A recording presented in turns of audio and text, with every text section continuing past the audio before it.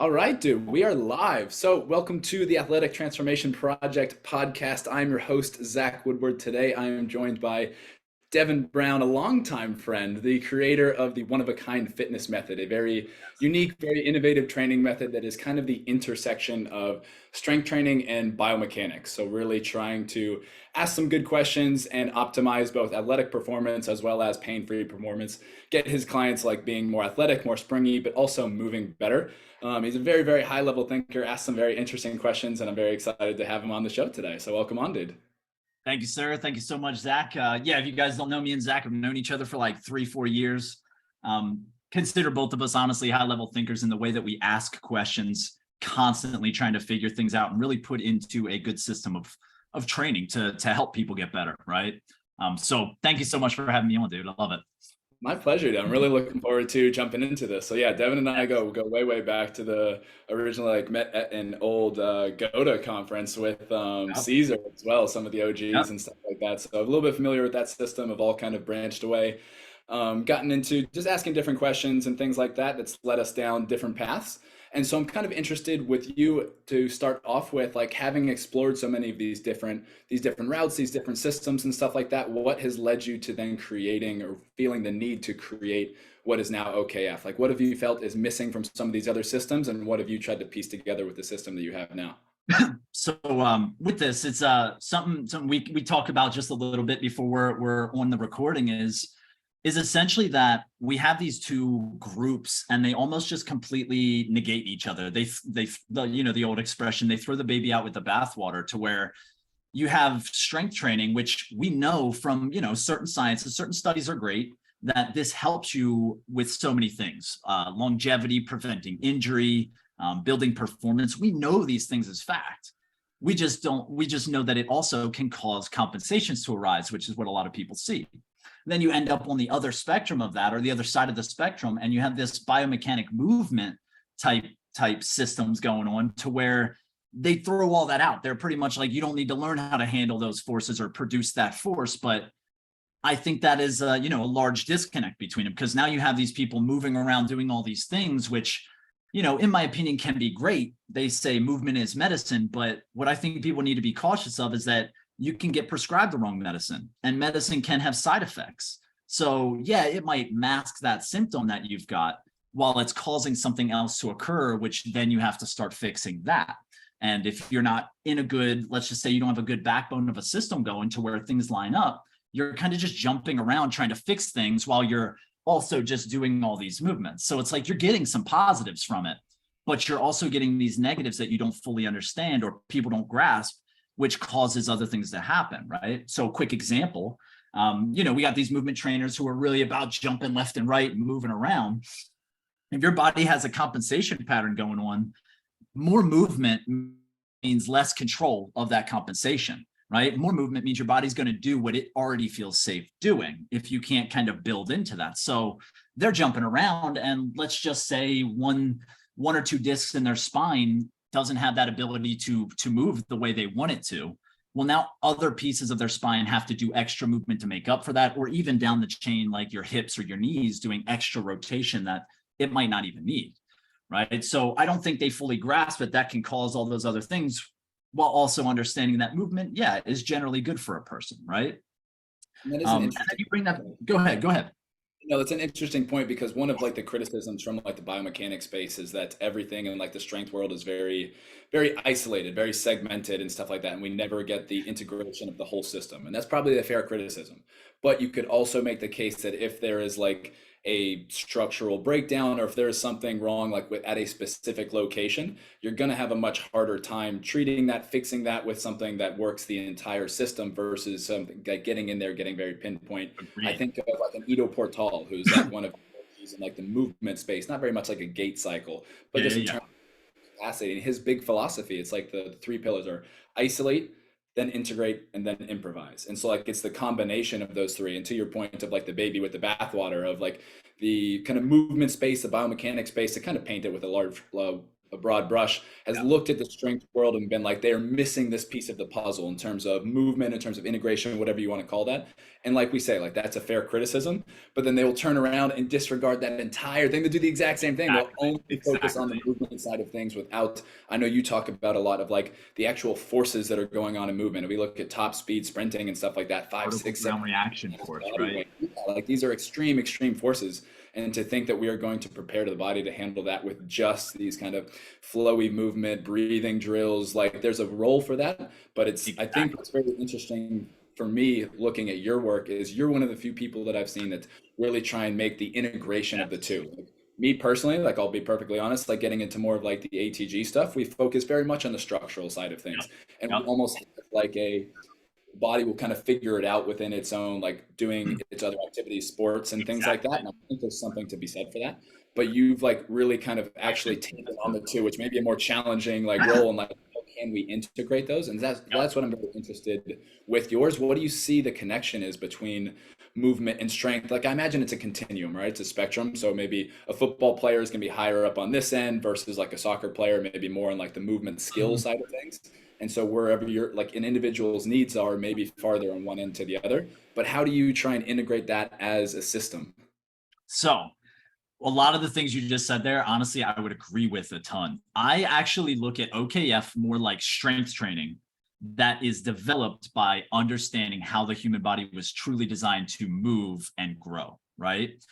With that being said, it makes you think, well, then why don't you just traditionally lift? I think there's issues with traditional lifting. Let's just say things we've overlooked, because we're trying to move the most weight instead of truly understanding how we should move that weight or where we need to handle that force production all the way through our body, right? So I really actually lean more to the side of strength training, 100%. I would just say that we're missing some things from our strength training, and there's small tweaks to certain exercises that need to be implemented in order for that movement to work for everyone, right? Quick example would be a squat. If you know about a squat, there's so many different ways to squat and cueing that honestly, it's gotten so muddied in the waters. Like you can sit back on your heels, you can push your knees way out, twist them back in. You can just do a sumo squat. You can do a close squat. I would argue that everyone actually should have the same squat. Now, you might be at a different stage or area on that spectrum to get to that good squat because you have to build up to it. You still need progressive overload. That's still a thing, right? Progressive overload is great for the human body. The problem is your body can adapt to anything. So if you're progressively overloading the wrong pattern, you can adapt to that, which over time, in my opinion, can cause wear and tear or even just that big injury to happen because it's not sending the forces or the tension in the right muscles that are supposed to handle that force at that time kind of deal. But yeah, it's more like strength training is just missing these certain factors of what I would say is learning how to stabilize certain areas of the body properly so you can achieve an isolation, right? I would actually argue that OKF isolates joints while keeping the rest of the body active. So we actually do isolate areas, but we don't detension the rest of the body to then isolate that area. For example, if we want to hit our quads in like a leg extension, we know that our rectus femoris attaches to the front of the pelvis. And when it stimulates, when it is fully tightening, it actually anteriorly tilts the pelvis a little bit. So if you're sitting on your butt, kind of on a box, doing a leg extension, trying to help the knee, well, you're technically not integrating it the way you're isolating it, but you're also teaching your body a different movement pattern of, well, my pelvis is going to round under me if I'm sticking my leg straight out in front of me. But that's not really how your body stabilizes that lumbopelvic hip complex. And it's not how it would stabilize that while using that muscle. So we would integrate it more by like, let's say a squat pattern. The OKF squat pattern, if you realize this, I think you do, but most people don't. A leg extension is a squat. Like a squat is a leg extension. It just also has other movements going on or other factors happening, which I think are incredibly important. So we could work a leg extension in a sense of an isolation joint, but we would set it up to the point where I want your glutes somewhat active, or I want your hips active to stabilize that lumbopelvic hip complex while you then work that leg through that extension type movement. Because I think a lot of this has to do with the balance of our lumbopelvic hip complex. And I think certain movements or most movements that bias a muscle actually cause us to lose a balance of our tensions through our system, right? Quick example of that, if I can continue there, is a hinge. So a hinge is a biased exercise, right? It's biasing the posterior chain and mainly the hamstrings, right? It's targeting the hamstrings while biasing the posterior chain. But I would argue the body always needs to work in balance with itself. So this is the reason why I would even say your hamstrings get to length in a squat if you do it right. They don't need to be over lengthened and biased in a hinge. Now, could you do a hinge? I think you could, but that's where we start to run into all the arguments, right? So science now, once you get into a hinge, you got these arguments of science of, do you round your back? Do you keep it really flat, right? I would argue that you keep it really flat until a certain angle. And then past that point, it has to do what it has to do. So I would argue that your pelvis or your hips only need 90 degrees of hip flexion, but that has to happen while your quads are active, while your hamstrings have this balance back and forth. So really it turns that into a quarter squat. A quarter squat gets your pelvis, if you have a little lean to it, to about 90 degrees, or your hips to 90 degrees. If you go past that, if you straighten the legs, you bias one side of the body versus keeping a balance, right? Let's say our hamstring and our rectus femoris actually keep like this balance of our pelvis from overly tipping. So what we see is people who do strict hinges past 90 degrees, or let's say get their torso down here, these people end up with an anterior pelvic tilt, right? And we know an anterior pelvic tilt doesn't mean pain or bad, but we do know that some people have an excessive tilt and it causes them other issues. Science again says it doesn't mean it causes pain. Well, that's because you can have an anterior pelvic tilt and not have issues. A lot of athletes have it, and it's great. But I would argue if you have an anterior pelvic tilt past a certain point of, let's say, your squat or your movement, that is an issue because you've lost this balance. You've created length through your hamstrings. You've kept your quads tight, right? If you're squatting now and your knees are going out and you're sitting back, well, that's just a hinging squat. So you're essentially never lengthening your your rectus femoris. You're always lengthening your hamstrings. Well, now your pelvis only knows how to stay in this tilt. It doesn't know how to actually integrate and move the way it should with the other segments of your body, right? I know I'm rambled on, so go ahead with that. You got a question or put something out. Am I hearing you say Joel Seedman's been right all along? Is this what I'm hearing right now? Listen, this is one of the hardest things for me to admit, right? Is I think Joel Seedman has some absolute nuggets of gold in what he puts out. I just think he also has some absolute, throwing poop at the wall for a lot of other things. And it's a marketing standpoint. Like he's trying to make it more interesting, which ruins it, or he's trying to make it seem tough, or do an exercise that doesn't even need to be done because it's already happened with the one you've kind of are supposed to be doing, right? But he has certain science in there that honestly is right. It's very much on. He just doesn't implement it the right way, in my opinion, right? That's funny. Like, okay, it's interesting back to how you described OKF in the beginning as being more of a strength training system, but one that's designed to essentially take our biomechanics into account. So can we maximize the strength adaptation potentially without having the negative ramification, like the negative impact on our movement, or even potentially enhancing that? And that's interesting to me because I hadn't thought about that for you, knowing like kind of your background coming from more of the movement side of things. Like I thought it came from the other way. So that honestly actually kind of makes more sense. And that's very I was a strength guy, man. I was strength and power. And then I went to movement. And then I like sat there and argued with myself until I kind of like got to this point where it's like, well, maybe you need to study the movement, but that really just turns into actual good strength training. And I'm honestly, even for like, I don't like specificity in the gym. I don't think that's needed either. It is strength training. You train these attributes. Can your body stabilize this joint? Can it rotate through it? Can it lengthen? I'm all about length through strength. I just think people take that too far because we don't fully understand how the body works together. So we're like, yeah, lengthen that hamstring to the max. Well, maybe it doesn't need that. It only needs to get to a point before other joints start helping or handling that load.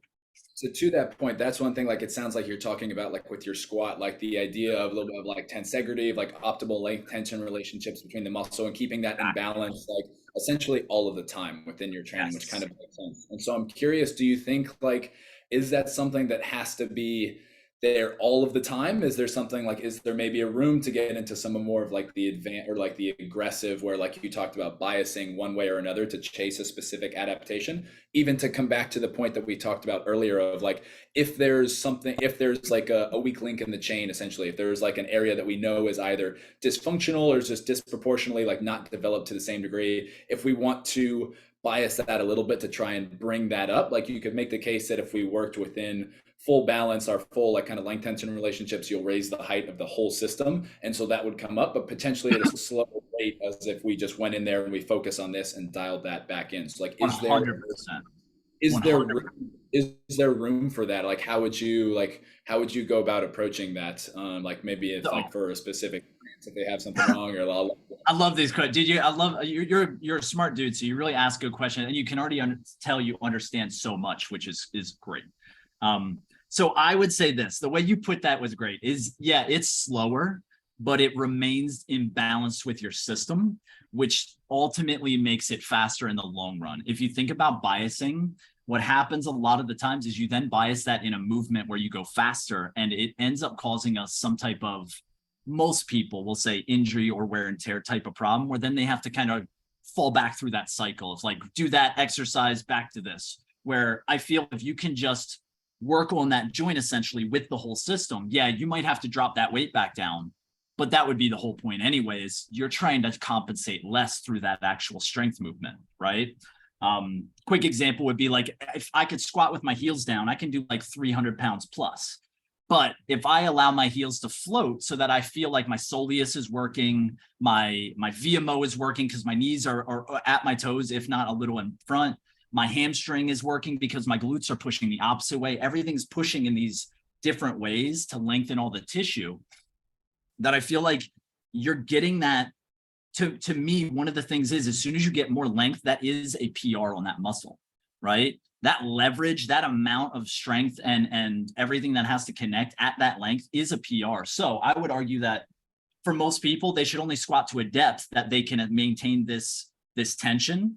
And then we know that when you push to the end range of something and activate, your body starts to learn it can go further on the next time you do it. Let's say 2 days later, you adapt, right? So I would argue that that's actually the first step, is lengthening those tissues with minimal load so that they can handle the full range they need. Then you add weight and you work on getting back to that depth. Then you can add more weight, work on getting back to that depth.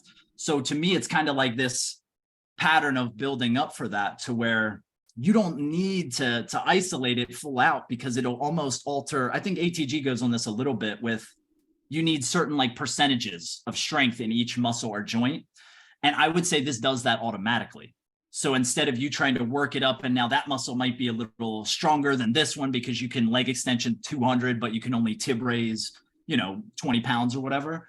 I would say that these exercises, because they're fully integrated into this tension system, allows that to handle the stress it's supposed to in the first place and build it up to that level that it needs, which also allows let's say your glutes to handle more force than your soleus or your knee or your quads, because that's how it's lined up. But if you isolate that joint, it almost teaches it to handle more than it actually should without offloading that, right? So think of it like compensations, in a sense, are good when you move, because they prevent you from injuring yourself or going into a place that you don't currently have the ability to use. But if you then isolate a joint, you almost teach it not to compensate when you then go do the thing, right? Because it doesn't know it can offload anything. It's just like, I got to handle this full out. This is what I can take. Where I feel if you integrate it into this full system, essentially, once you get to that point where that can't handle it, it would offload it. You'd see the compensation and you'd have to adjust in your strength training, right? So I go down, my butt winks. Well, we don't want that. I have to come up a little bit, find my tension, reopen, feel stuff. This is my working range. Next time I'll be able to get a little bit lower in that without that compensation kind of kicking in. So if we come back to that like kind of Ido Portal model, like the isolate, integrate, improvise, like they always say like improvise is more of like kind of sport work, like where it's actual like chaos, change of direction, whatever.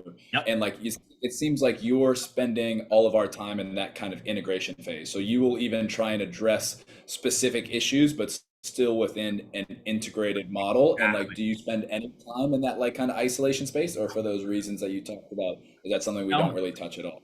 as in like a straight up tib raise kind of deal and trying to get it to a certain strength. Yeah, It's yeah. something that I think still needs to be messed with a little bit. Because obviously we see out there that people who isolate certain things, they can still integrate that as a whole. Like people aren't doing a quad extension and then running and all of a sudden everything's completely out of whack. Your body tends to find that working together, right? So I So think that's, it's, let me go jump ahead. in there. 'Cause I'm actually very curious about that. So I don't know if you follow, if you're familiar with Cal Dietz very much. Oh yeah, Um, oh yeah, love Cal Dietz, dude. he's one of the, like, he's probably the biggest in the, like, the strength and Forefront. conditioning field that has also started to blend that space with work, Agreed. like with Orphos and stuff like And you'll that. notice he's got some similar things that we do. Oh, okay, Oscillation, okay, there's certain okay. things. Because I've heard him talk about that a lot of like, because they will do a lot of film breakdown of their athletes running and that sort of thing. And like, Yes. he could see a difference of like, if he ran you on a Immediately. 10-yard fly, squat, and then ran you again, he would see a difference in your biomechanics Yes. just from doing that squat. But he's found things where like, if we do a posterior, even if just like a posterior chain exercise, not necessarily one as Yeah, yeah, yeah. like developed towards like biomechanics, but a back extension or reverse hyper or something Right. like that, it would fix that issue like on film. Or if they even did something just like a march, like if they marched in place, like got that cross crawl pattern going and Yep. stuff like that again. And so that just makes me Showed up curious immediately. of like, yeah, I, of I like saw that how, same one. and so that kind of stuff is very, very interesting to me of like, do we need to, of how much can we get away with more of the strength training stuff and like how little Exactly. do we need? Because we know there's a benefit, like you talked about earlier, in terms of force production, all of these things, but how can we maximize the Unhealthy. benefit of that without getting like the negative side effects? And so that's Exactly. where I'm just wondering, can we still find a way to use, like, get some of the benefits of the isolated training while then also bringing in the integration side of things? Like, can we marry the two somehow? Like, you're trying to marry strength and movement in general within the system. Is there room in that area as well? Like, how can we That merge like some of the isolation. benefits that we know we can get of this isolation work with the integration? So I'm just curious on your thoughts on that in general, if that's something that you're working on. That's so, and that's where somebody else actually asked me this, and it's a hard thing for me to just be like, no, you can't do that, because you see examples of it working in certain cases. So it has to have some validity to it, is the way I always think about that. So I would say in the end, I'm a big fan of length through strength, right? Or strength through length, building strength as you get more length in that muscle. But I feel that has to work with the opposing muscle, which means I've tried to have someone do tib raises before, in a sense. Now, again, not saying it doesn't work, not saying you might have to work it more at length instead of thinking short, maybe work the tib at a lengthened position so it can handle the length, and it can always handle the short if it can handle the length. But what I've found is that you have to also be feeling the forces and stuff that you kind of would doing something standing up. So gravity, right? So what I found is being able to get the soleus and things to lengthen using gravity while you train your tib to be able to handle, let's say, like a flipper action down and back up, seems to work out much more for these people than just going right into, let's say, releasing the calf and then doing a tib raise. I could see that stuff being used, and I would just say it's more of a regression. So if you were going to do isolation stuff like that, in my opinion, it's like your very beginning type work. It's your That's almost how, rehab, prehab into the full strength training type stuff. and And that's that's where real quick, because I do a quad thing. I do a PNF quad stretch. I do the couch stretch in my 8-week course, because to me, most people's rectus femoris is so tight and short that it needs some kind of first myofascial release to get a little hydration to it, kind of open the tissues, and then you go into a PNF stretch, right? Proprioceptive neuromuscular facilitation stretching. More or less, to me, it means activate the muscle repeatedly while you're in a stretch position. So getting them into a couch position, couch stretch position, if people don't know, it's where your foot's on the wall and you're on your knee and you're stretching that quad, but teaching them then to activate their hip flexors, their groin, their inner thighs, their adductors, and their quad all at the same time, like that leg's about to whip forward. That's actually in the beginning process of my 8-week course. So I guess we would have to argue at that point and say, yeah, it seems like you could. It would just have to be in the very beginning stages. There wouldn't be a need for it past a certain point, got it. right? So yeah, that's kind of more of where I'm coming at it from. Like, I guess you Yep. could come at it from like the performance side of things. Like, can we jack up the specific place and then make sure it's integrated? But I'm almost thinking from like, yeah, more from like a regressed point of view, just from coming Mhm. at it from my perspective, not having as much of a grasp on like the full movement concept like you do. I'm just picturing that as something that's much harder to teach. And so like Exactly. in to try and convey that to a client, especially if you're trying to do something online, like can we undercut that with something like that? And then like can we get them into that entry level first? So for me, working with a lot Exactly. of ACL rehab work, like we have to like it's just regressions, like just Exactly. find where is that entry point that we can get them Which it into, should be. and then we can widen the crack. And so that's where kind of where I was coming from with that, like curious 100. how Dude, I'm a big believer that honestly, like rehab and all that stuff, it should just be a regression of your actual strength training. If it's something different, well, then your yeah. strength training would have to be different. It wouldn't actually make any sense, right? But I think that's where I just had that slight idea of like isolating while still having like a full body integration or tension at the same time you're kind of isolating that joint. For example, no, we're already good on that. We went through that. Essentially, it's like regress it and build your back way back up. Like if you need to work on that leg extension and then build up to how your squat would actually be, it can very much. And for ACL rehab, I'm sure that's exactly, it's a big deal. Getting knee extension back to terminal, and then working on your quad strength is huge for that ACL, right? Yeah. Yeah, and that's So where we know like there we is agree, something 100%. like like yeah, the structural piece as Yeah. well. I Yeah, actually think a okay, so lot of then that rehab stuff has like gold nuggets in it too, like terminal knee extension, how we put a band on the back of the knee and we lock that. I think that causes certain mechanisms or forces to happen that we don't fully realize. And I think that's why people get certain benefits from it. I think the problem then becomes getting it back to where it's supposed to be, right? If you do that thing to help fix yourself, but then you go squat and you push your knees out, which I would say is wrong, right? It's just going to make you then repeat that cycle of like, well, now I got to go do this thing again. And then you just keep doing that. So yeah, I think we're on the same page with that, to be honest. yeah, that's where just like to jump back in on like what we talked about in the beginning, it's just where it feels like so many other people in this space miss that. Like they look at what's wrong with that and then decide to throw out everything versus Yep. what's take like it's there for a reason. Like let's take what's useful rather than just assume we know Exactly. literally everything and they're complete fools. Like that's why I try and assume that most people know more than me about most things and see if we Exactly. can't Well, take a little bit. dude, there's results everywhere. Like people would argue that PTs don't work very well, but there's plenty of PTs who get people out of pain and have them go back to their life.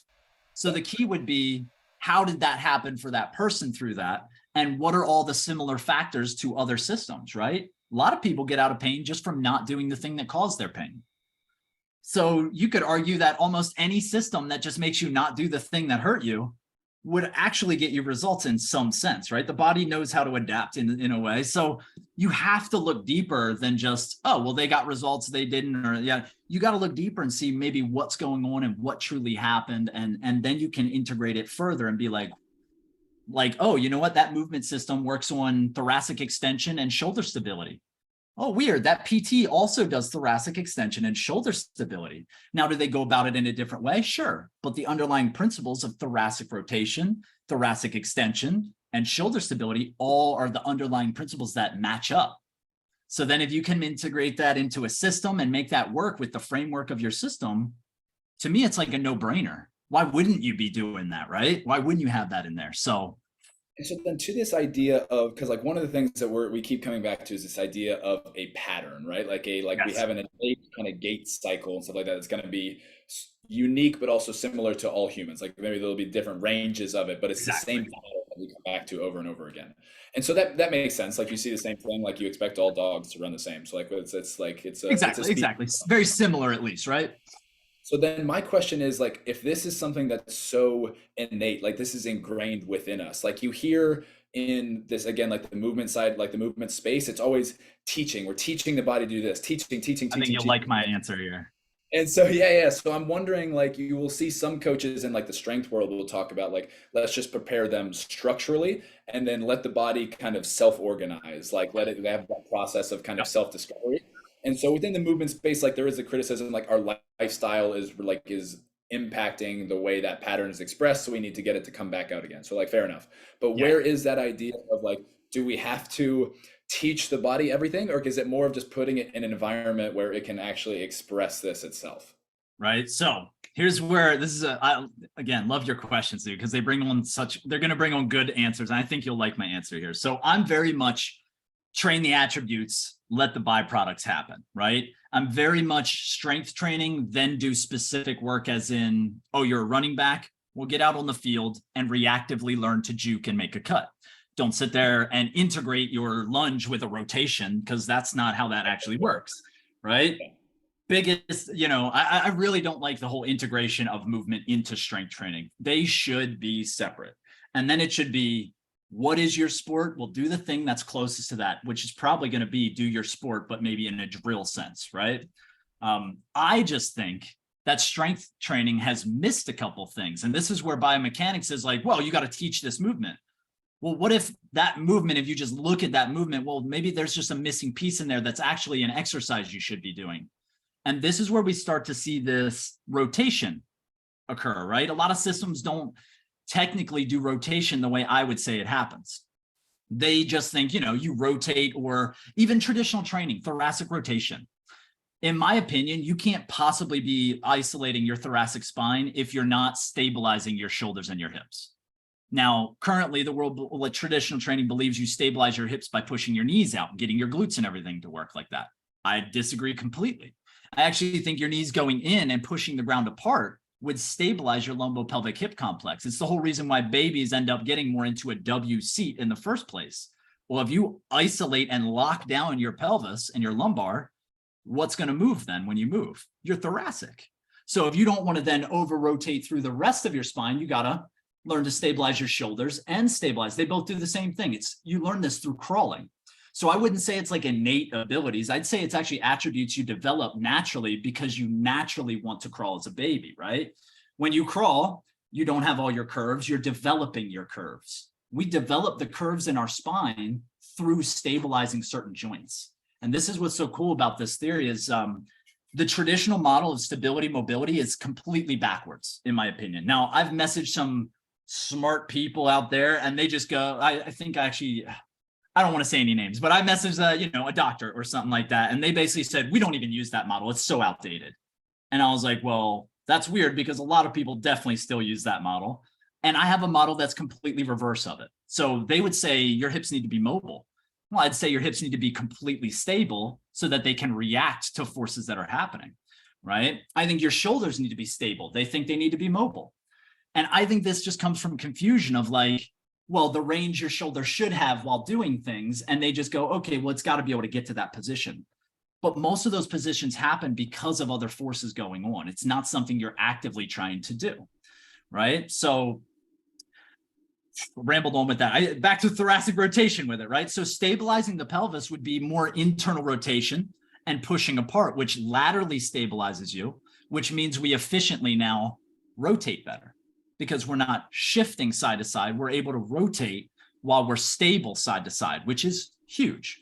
As you crawl, you do this with your arms as well. You push the ground apart so you don't fall left and right, which stabilizes your shoulders. Now, when you're stabilized here, now I can rotate my thoracic. My pelvis hasn't moved at all. And I'm actually getting this isolation of thoracic rotation with extension if I'm trying to rotate and extend, which is what we want there. So I'd argue that they're just missing certain pieces because their initial knowledge is kind of based off faulty principles. And if you think of it more like that, you're like, okay, well, you just slightly tweak certain things, and strength training has so many things right. There's just little things they've got wrong with it. You need thoracic rotation, but you've got to know how to properly stabilize the LPH, the lumbopelvic hip, and the shoulders. Otherwise, you're just moving with compensations like biomechanics people want to do, right? So if they don't fully grasp that, it's like they have things right, but they're not implementing right. They know they need thoracic or extension, but how do we go about that in the traditional sense? Arms come up here like that, right? Your lat covers the bottom third of your thoracic spine. So you're not getting thoracic extension all the way through your thoracic spine. You're actually getting more of it through your thoracolumbar junction, where most people are already hypermobile, which is not great, okay? So you go deeper with that and you start thinking, well, when do we actually use thoracic extension? Everybody looks at the byproducts of this, right? This is the most baseball coaches and everybody would be like, you need this so you can get here. I'd agree. But at the same time, when you're doing that motion, you're not throwing your chest out to get your arm back here and you're not squeezing the shoulders back. You actually loaded a spring through internal rotation and stability with extension.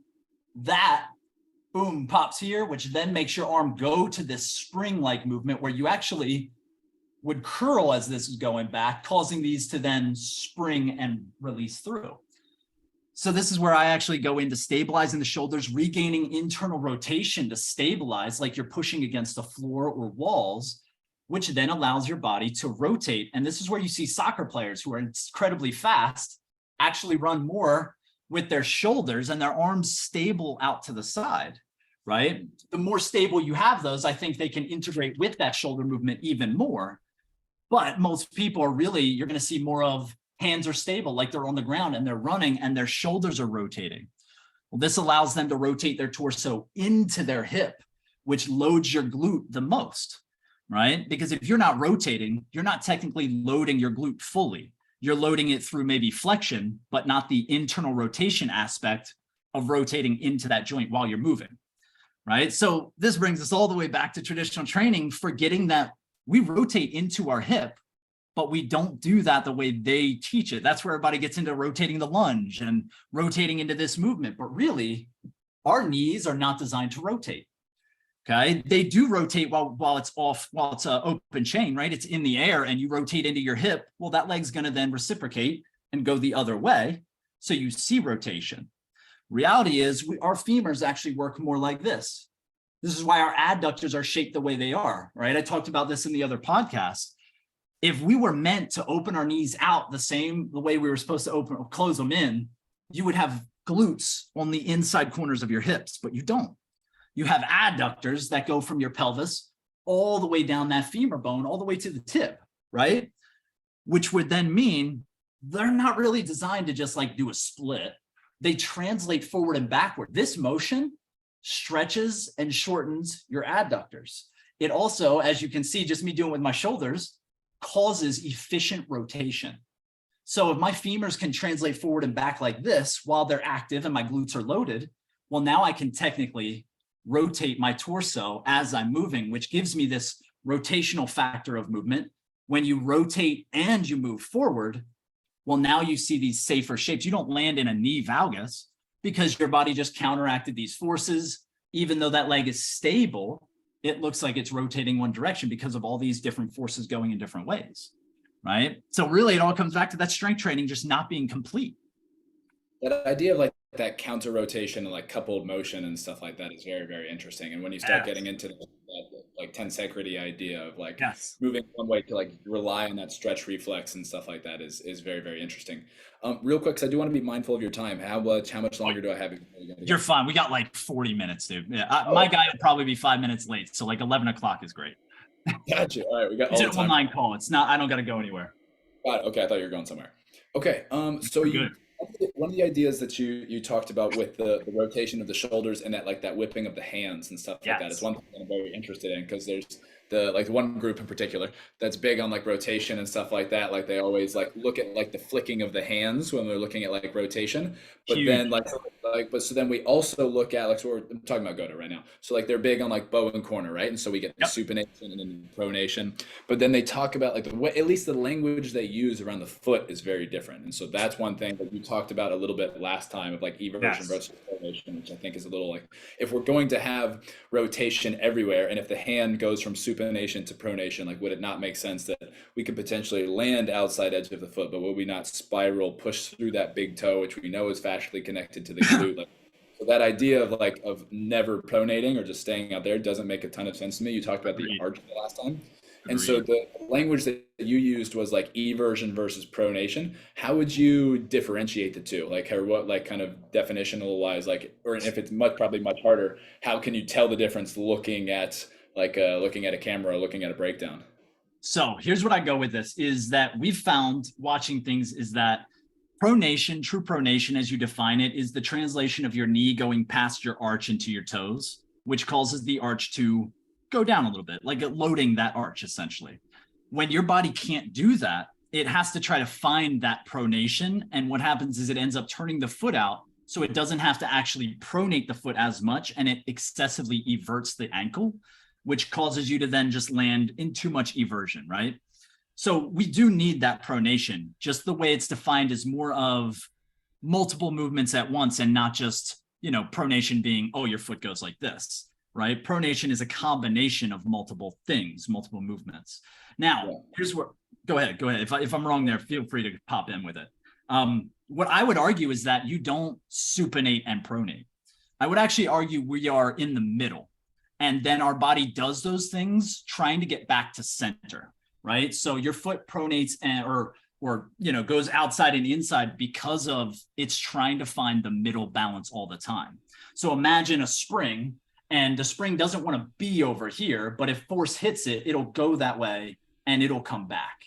So internal external rotation, in my opinion, is more of something that happens as a byproduct of the actual rotations going on, right? So you look at this and think, here's a good way to put it. I don't think you need to spin your knees in or out. I think that hip flexion or triple flexion in itself causes internal rotation at the hip because it's multiple movements, right? You're getting flexion and adduction essentially, which causes internal rotation of the femur. So you don't internally rotate anything technically. You bending down and squeezing your inner thighs is internal rotation. It opens the glutes up. It's just what that is. External rotation would be the opposite of that, right? You don't externally rotate by twisting your knees out. It's extension with adduction or abduction that causes external rotation at the hip joint. So I actually think it's one of the big faults of traditional training and even movement training. They all are very big on, reciprocal. Is that what I think is reciprocal motions? Your right knee goes out, your left knee goes in. We got to work on those things. Well, I'd argue they're actually both trying to remain very still with the pelvis, but since we just rotated and threw force into it, you see that happen, right? You see this thing rotate to the side. The pelvis just rotated this way. Well, you see that back leg turn in. It didn't actually try to turn in. It's just loading and unloading. That's what your leg is doing. But to do that is flexion and adduction, which causes that loading of the glute, internal rotation. And then that opposite causing it to then go out, which basically think of it like we have diagonal vectors. We produce force on diagonal vectors out behind us. That's why we need to rotate, or else we would run on this pattern. So if we rotate, now that diagonal vector is directly behind me with my right glute, which would then push me forward as I rotate, and it would rotate me around into the other hip, right? So I think this is a big piece, and it's a big thing to like gather and understand. But the more you think about it, why would you actually spin your knees around anywhere, right? When your knee is on the ground and it's closed chain, your knee doesn't need to spin. It just needs to open the glutes and load the quads. So it's not really this whole spin factor. Go ahead if you want to put something in there or interject. Yeah, like you said, it is like an interesting concept to try and kind of wrap your head around a little bit. Yes. So I'm wondering there if you could give me a little bit more. So I'm still not 100% set on the difference between pronation and eversion. Like, is it just Okay. that spinning out? And to that point, because you will see a lot of in like track and field and stuff like that, you'll see a lot of that foot spin out by guys performing at a very, very high level. And so I've heard other people talk about even athletes with flat feet as that being like a strategy just to get to that edge quicker, essentially, to spend less time on that kind of loading and just preload the spring, essentially. So I'm just, I would love for you to check on that. So I would actually argue that it's kind of like a down the chain thing. So when you can't properly stabilize your lumbopelvic hip complex, things have to help you then load without the actual rotation. You get more of a medial shift. So for the people listening, what that means is if I can't actually rotate my whole leg, foot, and everything while I rotate into that hip, my leg has to load the glute at some point when it impacts the ground. It's what happens. It's an elastic loading and releasing of your glute. You don't intentionally load and release. We produce force, and that counter force causes this elastic reaction. So think of it like when you can't actually stabilize that lumbopelvic hip complex, it causes you to find internal rotation further down. And when you find it further down, it's more of a medial collapse. So eversion would be instead of your foot landing, let's say more straight and you go through the big toe and your knee goes over that, your foot shifts out and you overly medially collapse that ankle instead of more of like a arch going down a little bit as you pronate through that foot. You get more of the foot turning out and into that eversion, like excessive eversion is what I'd call it. Because you do evert during pronation, but it's not as big as what you tend to see from a lot of these guys, right? I'd argue that a lot of them will feel more wear and tear injuries. So it honestly, again, progressive overload. You could progressively overload an overly everted foot, in my opinion, and you'd still be able to progress and be great. But through time or over time, it would cause other issues to start to flare up, right? So a lot of those guys, I would argue, they probably sit down in a deep squat a ton, and they don't actually stabilize their lumbopelvic hip complex. Well, the more you do that, you destabilize this piece up here, the more you lose ankle stability down there. If you can't stabilize your hips, your ankle's just going to kind of go where it needs to go. It doesn't actually stabilize you as well. So with that being said, it causes that medial collapse down to happen down further. You see big knee valgus happen, or you see more eversion happening, right? If you don't have lumbopelvic hip stability, you can't rotate into that well. You can't develop all these other things. So essentially, to me, it's a compensation that they've just progressively overloaded and adapted to. So it doesn't bother them right now. They can still, again, you can be the best athlete in the world, but most likely you're not going to keep that up forever, or you're not going to be able to do explosive movements. So that tends to happen more with joggers, right? People doing more long distance because it's less of an explosive movement. You don't have to produce as much force to counter as much force. But you'll notice people who overly evert and do really explosive things, they end up hurting themselves quite often because they're so explosive and the body can't handle in that manner. Now, that doesn't mean that your foot turning out is automatically bad, right? If your foot's still in alignment with your knee and your ankle's not everting excessively, that just means you rotated a ton and you probably have tight external rotators. You couldn't get your foot to straight because of all that rotation. You're still aligned. I think some of the best sprinters in the world, you'll see that. Yeah, so like especially out of the gate. Yeah, would you consider that just almost overloaded, like winding that up even that little bit extra to then spring to the other side kind of idea? I would say it's more from their training not having the rotational factor they need. So their body is just doing what it can do to get that. Because when you accelerate, as you probably know, when you're accelerating, you tend to get a little more side to side movement just because you're trying to get those quick steps and get forward. And I think what happens is if you think like your glute can't fully load or get all that length it needs, well, it's going to just stay out to the side a little bit more. And that's just where everything's connecting for you. Over time, this could cause issue if you're doing a ton of acceleration work just because of the vertical ground reaction forces. If your feet turn out more as you rotate, it means you're going to get more medial collapse through your knee when that pelvis rotates. So imagine I'm running, I just struck the ground with my right leg. If my foot's really far out here, when I rotate this way, my pelvis is also turning that way into that hip. And now that means that foot's out there while my knee is technically trying to twist inward. And if you repeat that a ton, over time, you will kind of adapt to that and you'll probably see more eversion in the foot. Those people where their feet are out and their knees are more straight. But in the like the fast case, in that instance, it's not really a bad thing, right? Especially because a lot of those guys are winning the races when you see it. Yeah. So I think that's more about alignment. If my knee was straight ahead and my foot was out, well, that's going to be a big issue. If my foot's out and my knee is the same direction, that's not really an issue. It just means you've got to work on lengthening that glute more, which think of traditional training. They're squatting with their knees out, their hip, they're doing all these things that shorten your external rotators. So it kind of makes sense in that idea. And just to tag on that real quick, with that, what was I going to say there? Hold on. Rotation through that. I lost it. You go ahead.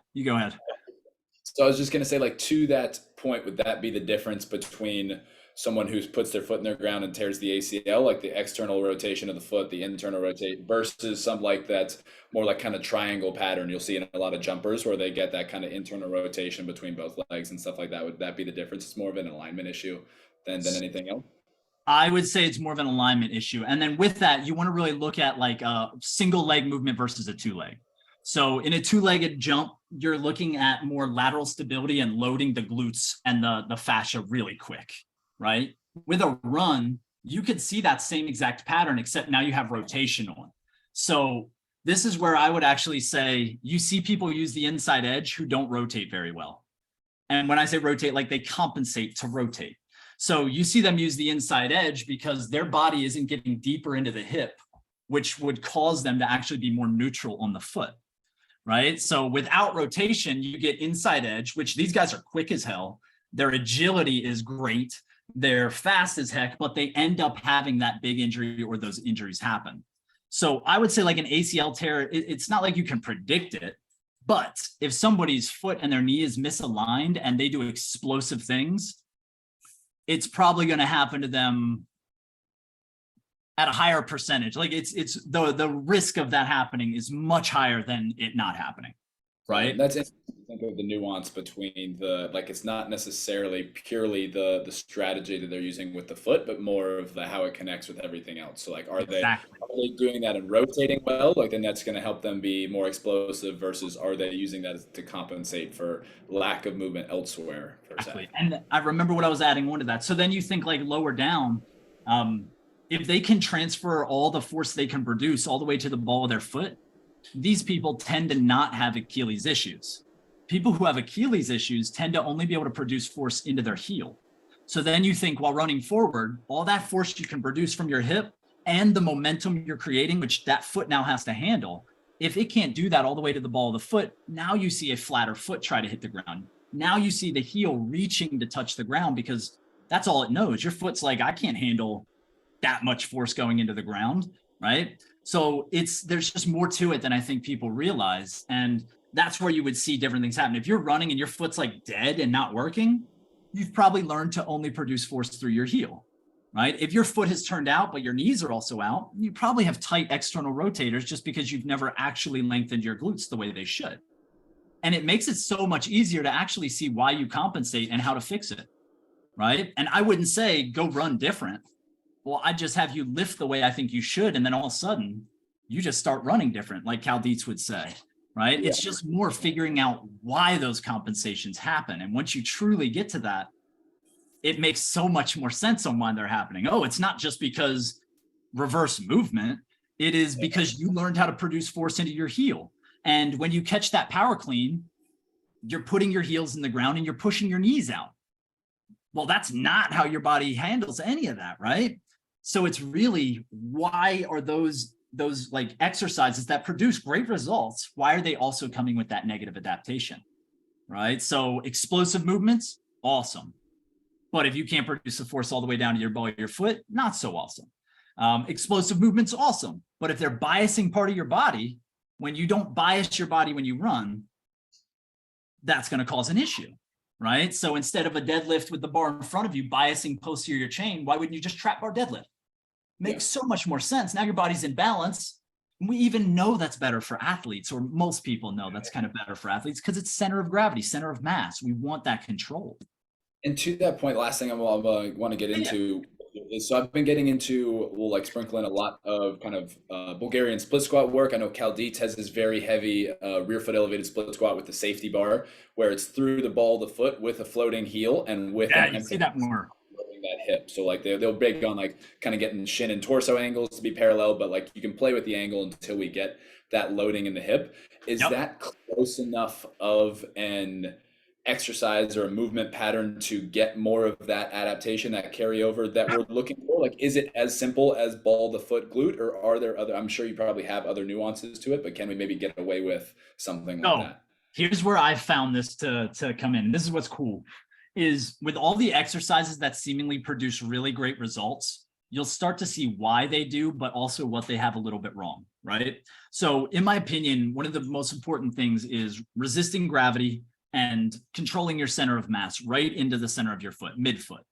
If you are in a Bulgarian split squat, you'll notice the ones that work better are the people who have a closer stance, almost like they're doing a single leg squat, but that back up there, right?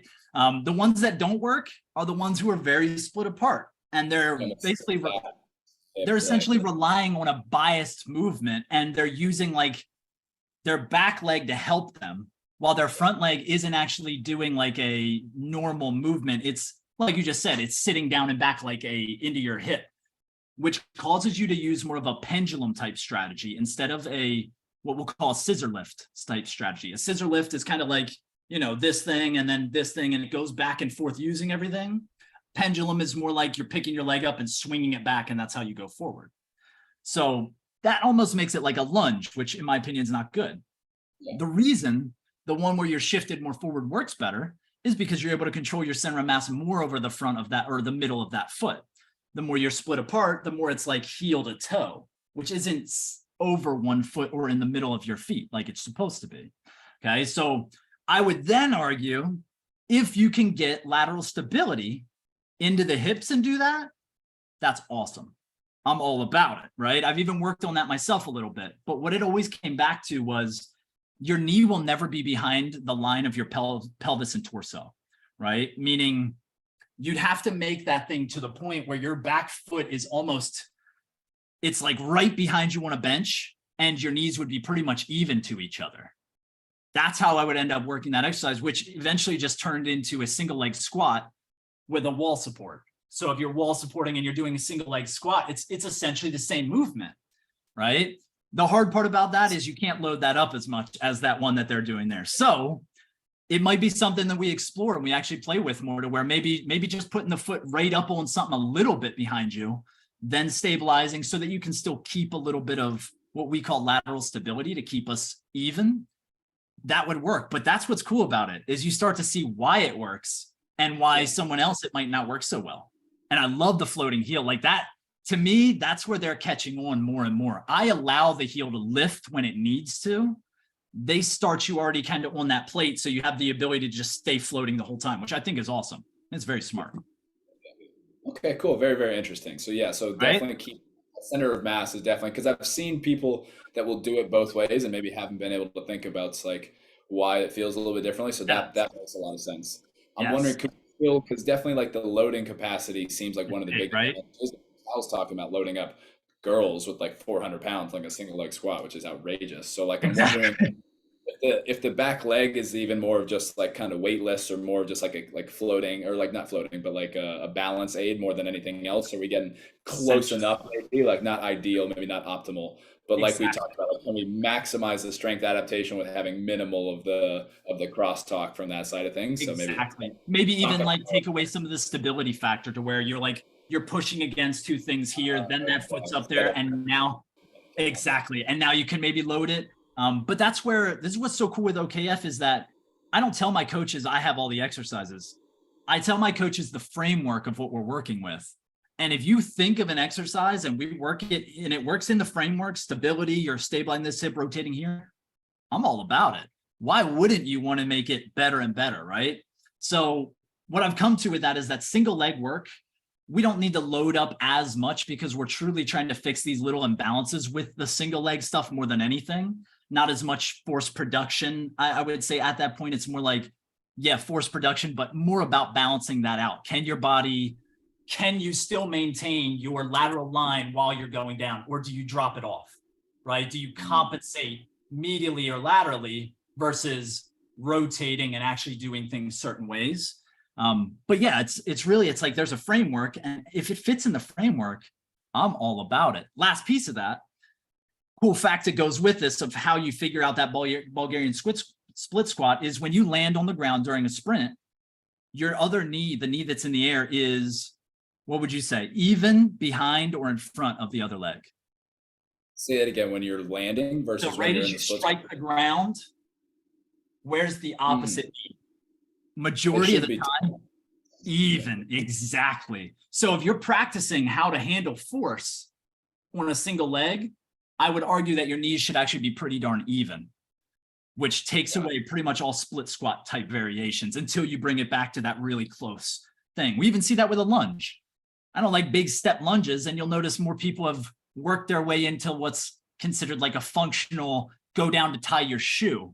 Your back knee gets very close to your front heel, and it's not so much some big lunge that you actually don't ever really truly use in nature or in normal movements. It shows up, but that's because of forces happening, not because you're trying to do that. 100%. Right? Amazing, dude. Well, I'm sure we could keep going to for the Dude, rest we of could the day, go on but for hours with this. it is. I do like just having the conversations back and forth and stuff like that, and that ability to ask questions. It is fun to always like I like the way that you think about things, so it's always fun Yes. to talk about that.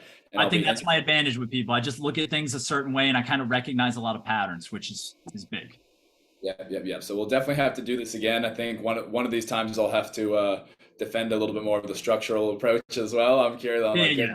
the thoughts about that, but All I love about all it. the stuff that you're doing, dude. Devon also has a 8-week fundamentals course that he's just put out that Yes. is a kind of a summation and introduction of some of these concepts, how to take it and not just be kind of mind blown by some of the ideas that we're talking about, but how to actually apply it. Because like we talked about, a lot of this stuff is it's where does the theory meet the application, and so that's something that I will definitely be checking out very soon, and definitely Sure. recommend that you guys that are interested in do as well. So Devin, thank you very much, man, No and look problem. forward to doing the next one. All right. Thank you, Zach. I appreciate it. And guys, if you're looking for that course, just go to www.oneofakind.fitness and you'll be able to find everything on there.